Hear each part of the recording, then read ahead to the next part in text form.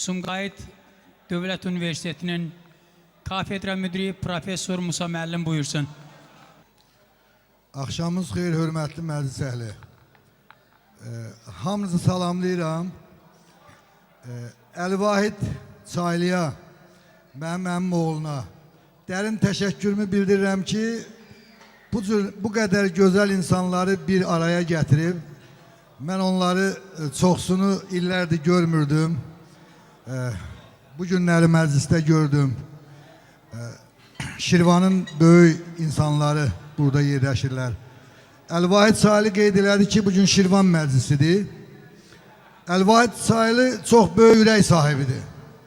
Mən bunu bacarmazdım. Mən əvvəl orta məktəbdə oxuyanda humanitar sahəyə getdim. Sonra fikirləşdim ki, Şamaxı Dahilər yurdudur. Mən humanitar sahədə neynəsəm, bu boyda dahilərin qabağında bir iş görə bilmərəm.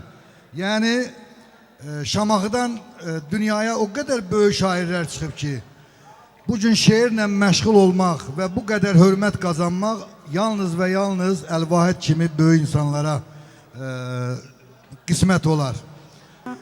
Onu da qeyd edeyim ki, Əlvahid Çaylı'nın nəsli böyük ziyalılar nəslidir. Bu nəsildən çoxlu məktəb direktorları, təhsillə məşğul olan çoxlu insanlar var, qardaşı, evladları. Rəhmətli atası çox böyük söz adamı idi. Mümkün deyildi ki, onun qarşısında kimsə söz deyə.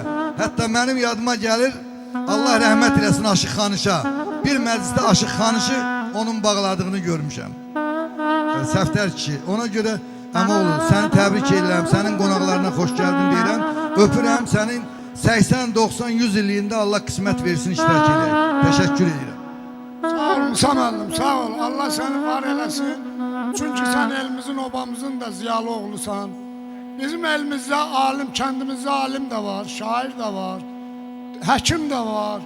Həkimlərimizin də biri elə burada əyləşib, doktor Marif deyirik. Bizim ürək qardaşımızdır, dostumuzdur. Həqiqi mənada. İndi yavaş-yavaş məclis indi başlayır. Məclis başladıqca yavaş-yavaş söz xırdalanacaq. Bir-birimizi